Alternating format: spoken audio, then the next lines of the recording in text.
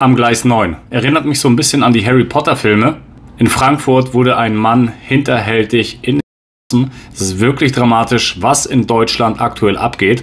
Da fühlt man sich doch wirklich nicht mehr ganz so sicher in Deutschland. Und warum Migranten in Schweden keinen Cent mehr bekommen, erfährst du hier in diesem Video. Lass mir gerne deine Meinung dazu auch da.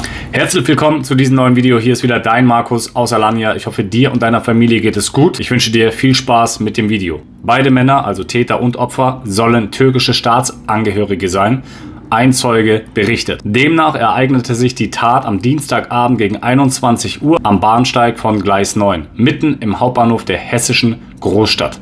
Ja, die Türken, die sind schon sehr temperamentvoll und da kann natürlich ein falsches Wort oder natürlich auch in Bezug auf Beziehungen und Familie, Ehre natürlich einiges aus dem Lot gebracht haben. Erst letztens habe ich ein Video gesehen aus der Türkei, wie eine Frau sich scheiden lassen wollte und der Mann das nicht zulassen wollte und dementsprechend ihr auch auf offener Straße einfach von hinten in den und sogar noch mehrfach. Kommen wir nun zu den Waffenverbotszonen. Wenn du dich erinnerst, ich habe vor ein paar Tagen schon mal ein Video darüber gemacht. Gesundheitskrise, Masken an öffentlichen Plätzen zwischen 20 und 5 Uhr musst du keine Maske tragen, dazwischen aber dann schon. Und jetzt hör dir das mal an. Erst im Juni diesen Jahres wurde am Hauptbahnhof ein nächtliches Waffenverbot eingeführt. Seitdem dürfen zwischen 20 Uhr und 5 Uhr morgens im Bahnhofsgelände keine Waffen nach dem Waffengesetz sowie Messer mit feststehender oder feststellbarer Klinge mit einer Länge von mehr als 4 cm mitgeführt werden. Nach Angaben der Bundespolizei hatten sich seit den Gesundheitskrisenzeiten die Zahl der Gewaltdelikte im Waffengebrauch im Hauptbahnhof mehr als verdoppelt. Also wirklich krass. Waffenverbot zwischen 20 Uhr und 5 Uhr abends. Aber 19:59 Uhr darfst du noch eine Waffe tragen. Also wo sind wir bitte hingekommen? Und nun meldet sich auch der Chef der Bundespolizei und spricht über die bittere Wahrheit. So oft begehen Ausländer Sexualtaten und Messer. Ganz klar, hier möchte ich nochmal betonen, dass sicherlich auch Deutsche und auch andere Menschen natürlich in anderen Ländern Ähnliches vollziehen. Allerdings die Straftaten überwiegend begehen, sind nun mal in Deutschland keine Deutschen. Dazu aber jetzt mehr. Abgesehen davon ist es auch traurig, dass man nicht mehr seine offene Meinung einfach auch kundtun kann.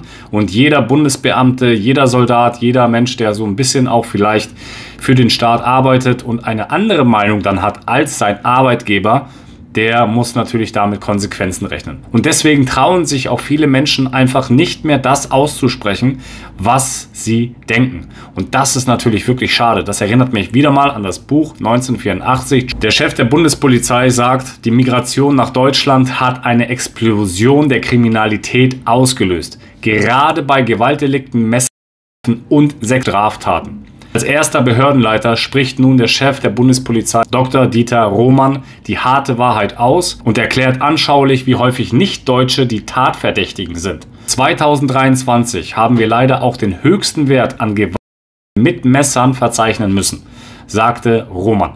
Bei der Vorstellung des Jahresberichts der Bundespolizei für das vergangene Jahr, bei der auch Bundesinnenministerin Nancy Faeser von der SPD dabei war. Man könnte auch sagen, es ist ein absolutes Politikversagen. 6-mal häufigerer Messer, 7-mal mehr Sexualität. Dann mahnte der Bundespolizeichef an, die Tatverdächtigen in ein Verhältnis zu setzen. Das Ganze sollte man auch in Relation zur Gesamtbevölkerung sehen. 84,7 Millionen Einwohner, davon 85% Deutsche und 15% Ausländer. Und wenn man das daneben legt, haben wir in der Relation zur Gesamtbevölkerung, dann haben wir einen 6-mal häufigeren Gebrauch des Messers bei Gewalt als von Deutschen. Bei Sexualstraftaten sei dieses Missverhältnis noch drastischer, erklärte Roman. Das Ganze haben wir ebenfalls mit einem Höchstwert bei Sexualstraftaten. 1898 Fälle primär im Bahnbereich. Nicht-Deutsche begehen in Relation zur Gesamtbevölkerung 7-mal häufiger die Tat Sexualstraftaten als deutsche Staatsangehörige. So oder so finde ich ganz drastisch, was aktuell in Deutschland abgeht. Auch die Gewalt gegen die Bundespolizisten ist angestiegen in den letzten Jahren. Und jetzt werden natürlich die Stimmen wieder lauter und auch gerade die Menschen, auch wenn sie nicht Deutsche sind, aber in zweiter Generation, in dritter Generation in Deutschland schon leben, sagen, jetzt reicht's. Die Migrationspolitik, sie ist gescheitert. Wir müssen wieder unsere Grenzen hochziehen oder hochziehen. Kannst gerne mal deine Meinung auch dazu reinschreiben, was du dazu sagst. Denn viele Politiker und auch gewisse Parteien, wie zum Beispiel auch die AfD, wollen ja genau da härter durchgreifen. Dass Menschen zum Beispiel, die 2, 3, 4 Mal auffällig geworden sind, teilweise wirklich mit schwerer Körperverletzung verurteilt sind, diese nicht abgeschoben werden kann, weil ja angeblich in Beispiel Afghanistan ein Terror ist und es viel zu gefährlich ist, deswegen sind sie ja abgehauen, aber zeitgleich solche Menschen auch wiederum Urlaub machen in ihrem Heimatland. Also das ist wirklich ganz kurios, sehr merkwürdig das Ganze. Und deswegen bin ich gespannt, wie auch jetzt demnächst in den Landtagswahlen Sachsen, Brandenburg und auch Thüringen jetzt im September gewählt wird. Bin sehr gespannt auch auf deine Meinung. Des Weiteren will Schweden keinen Cent mehr für Migranten geben. Dementsprechend reisen scharenweise Migranten aus Schweden weg.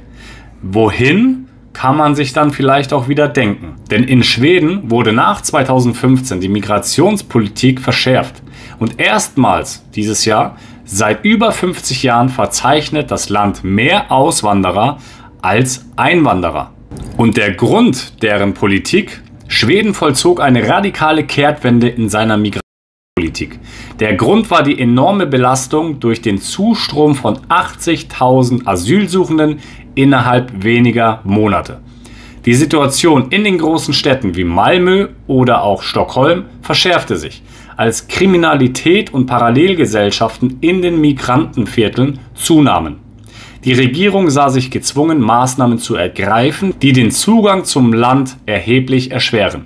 Eine der zentralen Maßnahmen war die Einführung strenger Grenzkontrollen und die Verpflichtung von Verkehrsunternehmen, nur Passagiere mit gültigen Identitätsnachweisen zu befördern. Das, was eigentlich völlig logisch ist. Diese Maßnahmen führten zu einem drastischen Rückgang der Asylgesuche und Schweden profitiert zudem von seiner geografischen Lage, die es Flüchtlingen erschwert, das Land überhaupt zu erreichen. Das ist natürlich ein Vorteil, wenn man so weit im Norden Europas liegt. Ein weiteres Mittel zur Zuwanderung war die Einführung befristeter Aufenthaltsgenehmigungen für anerkannte Flüchtlinge. Das muss ich jetzt mal zwischenhauen. Genau das, könnte man sagen, macht die Türkei mit ihren Ausländern, so wie ich einer hier in der Türkei bin, der seit Jahren jetzt hier bin und auch nur befristeten Aufenthalt bekommt. Jetzt sogar das erste Mal nur 6 Monate. Nach 3 Jahren in Schweden wird der Schutzstatus überprüft und die Aufenthaltsgenehmigung kann entzogen werden, wenn die Umstände im Herkunftsland sich verändert haben oder die Unregelmäßigkeiten festgestellt werden. Diese Unsicherheit schreckt viele potenzielle Asylsuchende ab.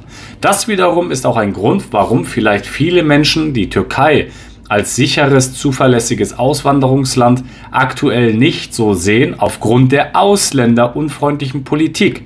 Darüber habe ich schon in einigen Videos von mir berichtet. Du kannst dir gerne die Türkei-Playlist 2024 mal genauer anschauen. Wir kommen zum Ende dieses Videos. Ich bedanke mich für deine Aktivität, dass du bis hierher geschaut hast. Lass mir gerne einen Daumen nach oben da. Lass mir deine Meinung dazu da, was du dazu sagst. Was muss sich in Deutschland ändern, damit diese Messerstechereien, diese Gewaltdelikte und viele weitere Verbrechen endlich mal rückläufig werden bzw. auch gestoppt werden? Ich bin sehr gespannt auf deine Meinung und freue mich auf das nächste Video. Wenn dir das Video auch gefallen hat, kannst du das Video teilen und aber auch ganz klar, falls du es noch nicht getan hast, einen Daumen nach oben da lassen und ein kostenloses Abo und die Glocke aktivieren.